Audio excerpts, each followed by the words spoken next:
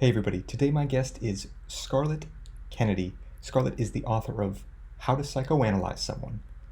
And I first heard about Scarlett in the comments on other interviews that I had done. People were asking if I could do an interview with her, and it was a little bit tough to figure that out because she's a mysterious character. Scarlett Kennedy's a pen name. We don't know what she looks like. I've never seen her. She'd never done a podcast before. She was strictly in writing before this. And so this is her first podcast, and the topics that she covers are actually very much in line with other people that I've interviewed. People like Dan Ariely, who wrote Predictably Irrational, Robert Greene, who wrote The Laws of Human Nature, people who want to know about why people do what they do, and that is Scarlett's gift, as she will share with us in this episode. So this is number 41 with Scarlett Kennedy. You've pointed to how we can really pick up a lot on just the words that people say. What are some things that people could pick up on, be it in relationships or at work, right away? What are something that people could use that for right now? You could find out about what someone believes about a relationship or about work. I like to use this for relationships or just getting to know somebody. For example, if I don't know, let's just say I'm out with somebody and he starts describing relationships as tiring, or even it could be as subtle as he talks about other people's relationships as tiring or too much work, then it's kind of obvious what he might think about others. But you have to watch for patterns. Like, he could just be saying that about someone's relationship and it's true. So if he starts saying about every relationship, even if it seems like a good, healthy relationship, then you know that is what they believe about it. Now, what you can do with that is,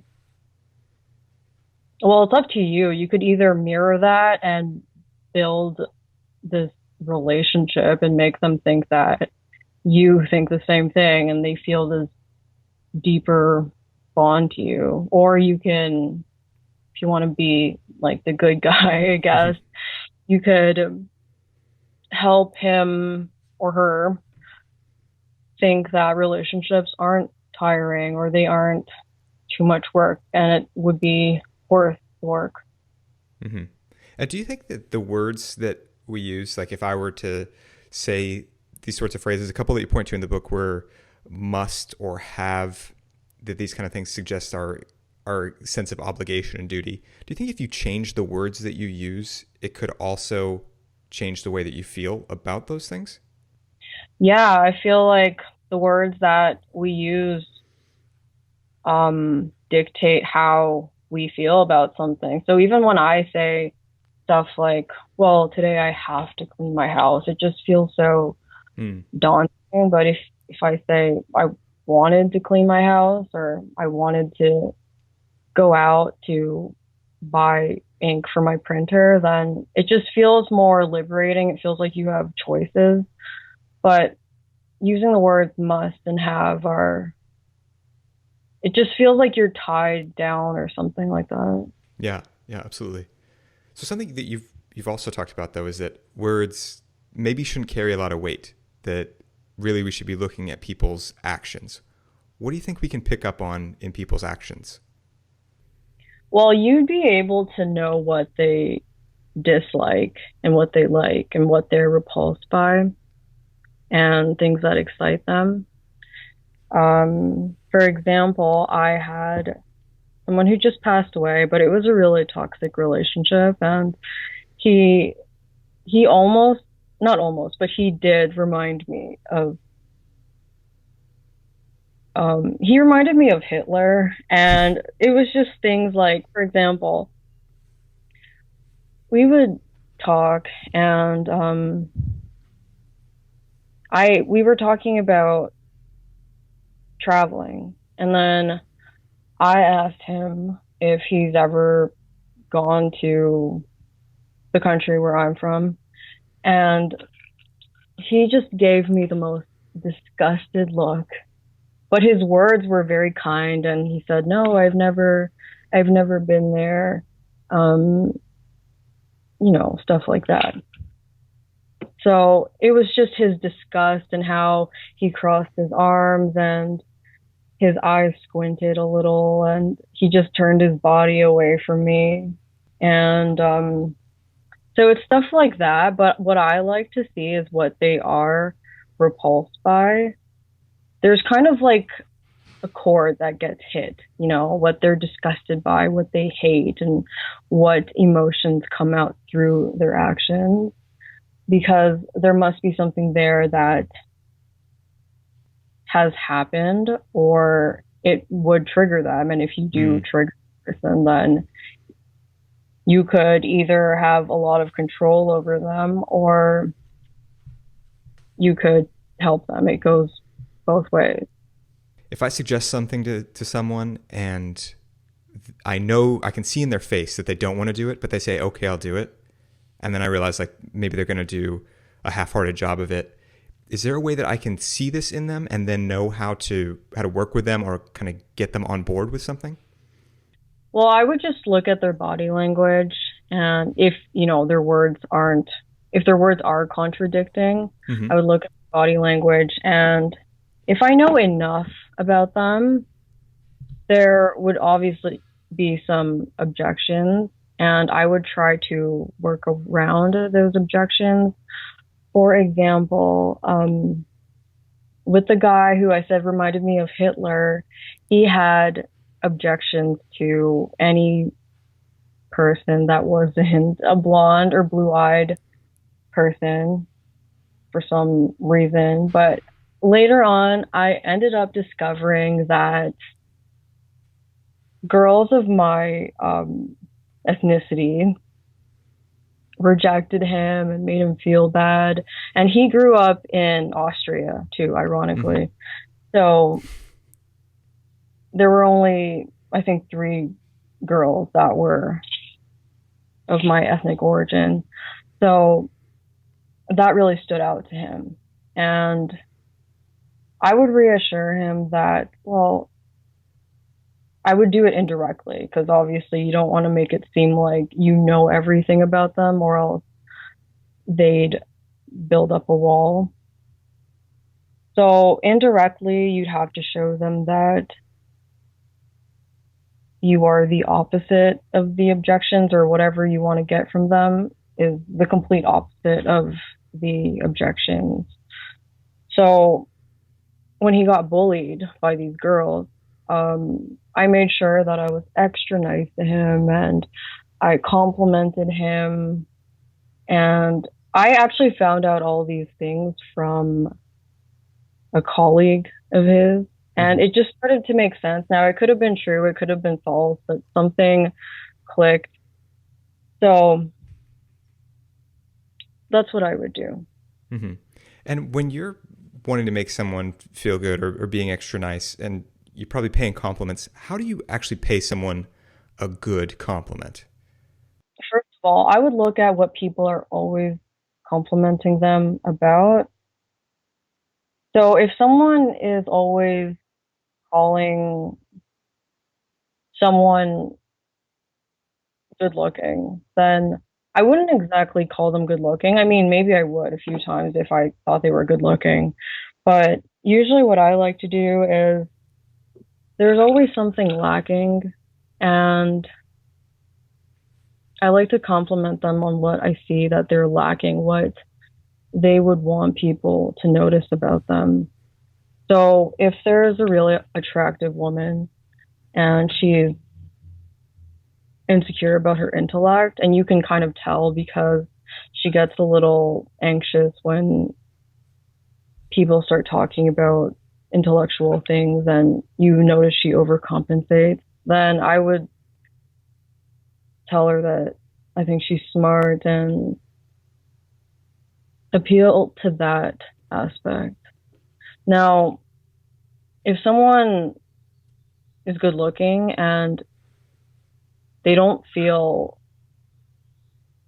secure about their good looks, but people are always constantly telling them that they're good looking, well, I would go into specifics. Let's say that,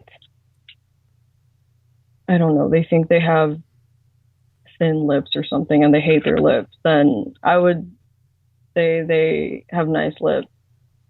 So you would notice that because, their insecurities about their lips, because, usually you would notice them moving their lips a lot or staring at other people's lips, or if it's a woman, or, well, I guess it doesn't really matter anymore, but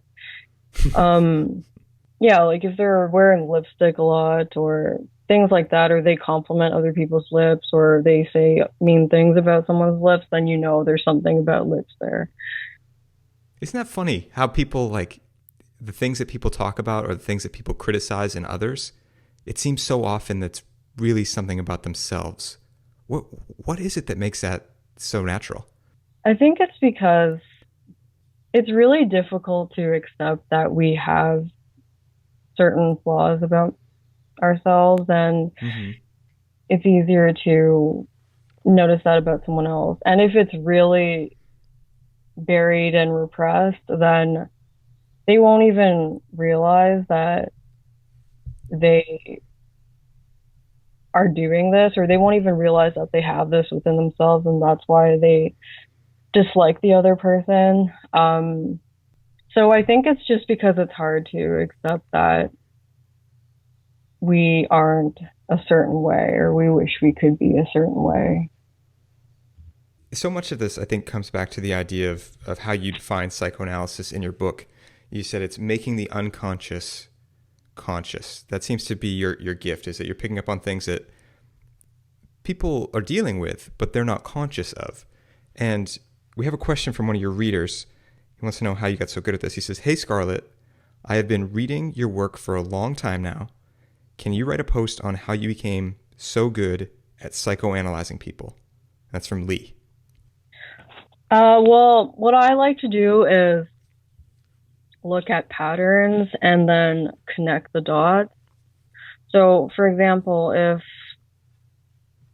I'm just going to use a family member as an example, just because I do like to analyze her, because she's such an interesting person and we're not on good terms. So it's always good to know. So with one of my family members, she tends to insult me often.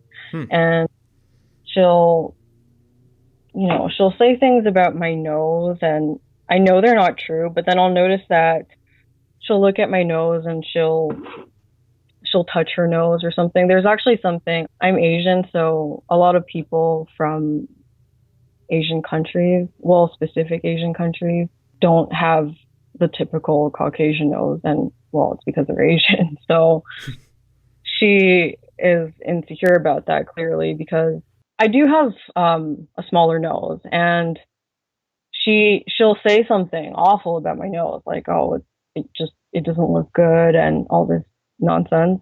And then she'll start doing this thing with her nose where she'll try to shape it with her fingers or something. And I sat down and I wanted to analyze her. So I actually took a pen and a paper and I named this one section nose. And I wrote down that she does these actions with insulting my nose and then trying to shape her nose to make it look thinner. And then I wrote down another subsection where it said, why does she do this? So I try to look at patterns, and then the earliest thing that I remember her telling me was that people made fun of her for her nose. So I just try to look at patterns and then connect the dots. And if you cannot uncover certain things about them, like, for example, someone in your workplace, if you want to analyze them, they might not come to you and say, well, I remember when my mom told me that I had such a big nose. So it's just try to look at their patterns of behavior and notice if there are any certain emotions around the behavior. And if you can't, honestly, if you cannot connect it to something, then just go with that. And if you can play around with that, maybe, then I would go with that also. So you built your skills by doing this over and over with family? Was that how it started? It started with family, yeah. I grew up in a narcissistic home, so I had to please my family. And then I was always punished if I wasn't pleasing them. Well, I was a kid, so of course I didn't really know what I was supposed to do. So I naturally attracted friends that were like this, and I had to please them as well. So it just, that's how I built it up and learned all these things. But then I started taking psychology classes. In college, I took some classes in psychology and Hmm. even criminology and sociology. So I Oh, used all, yeah, techniques. wow. And we talked before about this a little bit, and you said there was sort of a period of hyper awareness for you that was actually uncomfortable when you really started to read a room. How'd you deal with that? Well, for me, I noticed that when I had hyper awareness, it was for a few reasons. One was because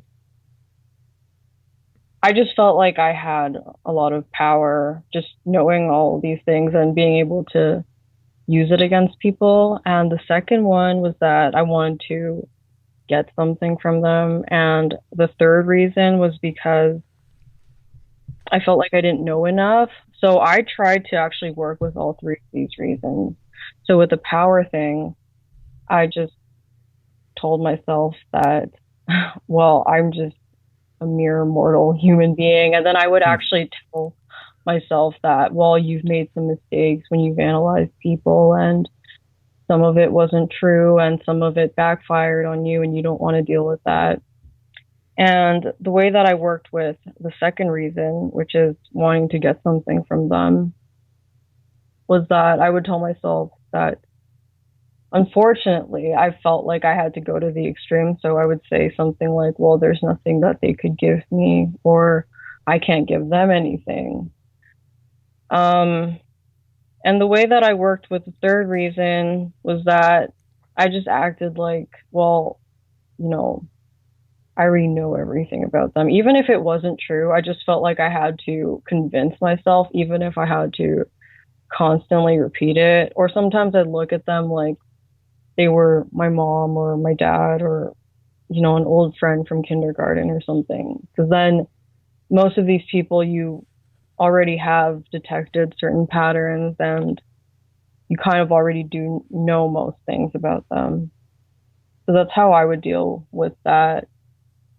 How does that work? If like I have a colleague or something, and I see them in some ways being like, say, a parent figure, is it helpful, or how could I use this sort of frame of people that I already know to better understand that person?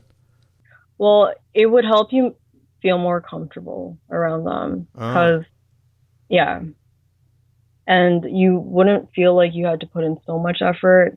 Because I realized that when I would do this kind of thing, when I would analyze people, um, I was always like, okay, well, I have to use this technique. Well, what did this mean? And I would just have this constant battle in my head, and I noticed other people would as well. So it would help someone make it would help someone feel more comfortable, and they wouldn't have that battle in their head. Then they'd actually miss out on information that they need about the person. Hmm. And going through all of this and this all this work and understanding people and then these periods of maybe feeling uncomfortable and feeling hyper aware, what's the end goal? What is there a better place at the end? I think it depends on the person. Um, for me at the time, it was usually just because I wanted power over them, but on a more existential um, note. I didn't want to be forgotten by these people because I felt like if I was giving them what they wanted and I was pleasing them and they favored me, then they couldn't forget about me. And I just Hmm. wanted to be remembered. So I guess it depends on who the person is, but a lot of people use it because they want to have better relationships or well, they want power over a person and they can control and manipulate them, I suppose. But for me, at the end of the day, I just feel like, well, there's two end goals for me. One is I want to just make people happy and make sure I fulfill their needs. And two is a more existential reason, which is I just don't want to be lost in someone's memory bank. Hmm. Yeah, was that kind of the inspiration for your first book? This whole idea of making people obsessed with you? Yeah, it was. I mean, I never admitted it or said it because I was just in my ego, but it was. Yeah. And I remember when I wrote it, I was so angry and bitter at the world. I just wanted to um, manipulate people so into making them obsessed with me. Hmm. So yeah, that was, oh, and not wanting to be forgotten, of course. So Hmm. yeah, that was. Yeah, and then an actual book too. I mean, that's something that lasts. That's kind of a way that people leave a legacy. So it kind of works on two levels. Yeah. So how do you think people could leverage this for things in the workplace, for being influential or making sales or things like that? So in the workplace, I think it would make someone stand out. Mm. Um, for example, if you could analyze all of your coworkers, hopefully you don't have too many, but if you could analyze all of your coworkers, you could make them like you, um, and not just like you, but be their number one. And so that would be known to the boss, I guess, if you become this popular person. And the boss might start paying more attention to you. Mm. You can use it to please your boss. Um, I actually remember once where it was an internship at the time, and I was working for a charity, and I was in the finance department. So in the finance department, I remember we were all having this meeting, and I was just the new person. Like I just got there, and everyone was kind of, I'm not sure how to explain this. They were kind of like bashing the boss because he was a little bit of, I don't want to say a pushover, but he was a little naive Hmm. and he had all these ideas for how he would persuade investors and companies to donate some money. And I could see that he was a little beat down because everyone was disagreeing with his ideas and people just sort of made fun of him and he let that happen. And he had this one idea for financing a certain um, event that we were going to do, a gala event. And I just remember looking at him and thinking, I bet if I give him that validation that he wants to get, especially as the boss. Hmm. And it was a smaller charity at the time, so he was also like the CEO. And I feel like most CEOs want that validation as a CEO. And Hmm. so if you're the CEO of a smaller company and you still have to do these little meetings. So he asked me what I thought of his idea. And I knew it was an awful idea and it was a little controversial and a little shady, but I just said, yeah, I think that's great. And I didn't say any more, I didn't say any less. And So he gave me this role where I got to manage this really big project, and then I got hired by the company too. Oh wow, Um, from an internship. yeah, Wow. but it was after he gave me after he saw that I had the skills to do it as well. Hmm. So, but I feel like it was just because I gave light on that side of him that needed, that light, which is he wanted that validation. Like, I'm the CEO. Okay, you guys are going to give me that respect that I deserve. Mm. And they're going to validate my ideas because I'm running this show. So I feel like it can work in that aspect. And with making sales, it would help you analyze your customers' needs and their lacks. I just feel like lacks is such a big thing because if you're selling something and people already have it, then it won't be as effective, sorry. But if you notice that they're lacking in, I don't know, a certain department or something, and you have a competitor that appeals to their ego, but they have a lack, which is they don't feel appreciated or loved, then I would appeal to that lack because I feel like this feeling of lack runs deeper than, something like someone's ego. Yeah, finding what people are lacking or what they seem to be missing on an emotional level is a theme throughout your last book. How do you pick up on those lacks? I just usually like to notice their micro expressions, which would be sadness or disappointment. And usually you see that they put their head down or they just have very sad body language or they react in a sad way. I'm going to use that family member as an example. She is in her early 40s, and she obviously had a plan where she would, have certain things by her age, and she would have a specific career. And for some odd reason, she tends to pick on me, and I'm 20 years younger than her. I'm in my early 20s. So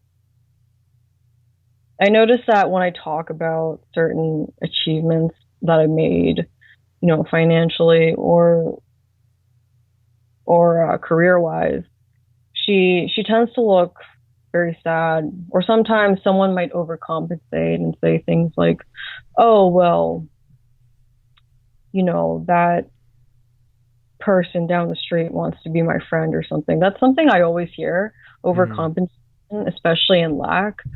So it's usually how they react to things. But if they react overcompensating, then I know that they're lacking something. Especially if I bring up a certain topic, like if I bring up my love life and, well, I mean, if I had a love life, sorry, I would start, just start talking about my love life and if someone says, "Oh yeah, well, all these guys like me, all these girls like me," then I know they're overcompensating in their love life. I mean, not overcompensating, sorry. They're lacking in their love life. But it's usually overcompensation if they look sad about something or if they react in a disappointed way. Sometimes they won't even say anything because they won't even know what to add because they feel that lack so strongly, and then they might just change the topic. Hmm. So you have these skills that are very fine tuned in picking up on people, little things like micro expressions, choice of language. How can people build these skills in an era where so much communication is happening digitally now? Are the places people should go? Coffee shops, people watching? What do you suggest? I suggest Actually, I suggest all those things, like people watching, and sometimes I like to go to coffee shops and I like to listen to people. I mean, sometimes I don't do it intentionally, but that goes with the hyper awareness. Mm. So I actually did also start by I would sign up for dating sites Hmm. and I would just start talking to people and I just watch what they'd say because I also wanted to branch out digitally. So I wanted to see if it could apply in the digital world. So, How does that go? How does it apply? oh, well, usually in the dating online world, people like to have these personas. So, for example, let's say someone wants to come off as, let me think of a typical one. Well, I don't know. Let's say someone wants to come off as someone who likes to, someone who has dated a lot of women or men. And I would just start talking to them and then I'd watch for certain jokes that they made, or I'd just start listening or watching them saying that, oh yeah, well, all these girls like me. And I like to see why they would want to be perceived that way. Like, why would you want to be perceived as a ladies' man, or why do you want to be perceived as someone who's extremely misunderstood? And I feel like that helps me really understand who they are. Why, why would someone want to be perceived as misunderstood? It seems counterintuitive. I've met a lot of people who wanted to be perceived that way, and usually it's because they want to appear as different, even though they complain about, well, nobody understands me. Um, yeah, they just want to appear as they're so different and they're so complex and they're so unique. But really, I mean, I've heard a million other people say the same thing. I mean, I used to do that too, so I know Mm. why a lot of these people want to be perceived as misunderstood, and I also feel it's a defense mechanism too because they don't have to let anyone in if they make it seem like, well, you won't understand me, or I'm so misunderstood, you won't understand me either. Yeah, I can see now that you say it like that. There's being misunderstood is a way of feeling separate, feeling unique. That people want to feel special. I was Hmm. just reading a memoir by a guy who he was an alcoholic, and he said that when he went into rehab and sat down with the counselor, they said, "You are terminally unique. You think you're different, but you keep getting DUIs. Eventually, you're going to get yourself killed.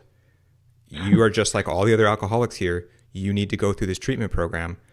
And he said that was a big turning point for him, and he recognized that that was something that he really dealt with. But it had always been his way of feeling like he was special or he could handle things. Yeah, yeah, exactly. And I can relate to that. I mean, not the alcoholic part, but the psychological aspect. Hmm. So it seems a lot of your work is in line with The Art of Seduction by Robert Greene. How did that book influence your ideas? I remember the first day I actually found the book. Um, I was in a bookstore and I was looking for books on how to analyze people because I remember just being so sick and tired of being confused by people's motivations. And at the time, I was addicted to finding, like a partner. And I just couldn't understand. Well, at the time, I felt like I couldn't understand men. Hmm. So, really frustrated by that. And then I was frustrated by the people around me because everyone just seemed so complicated.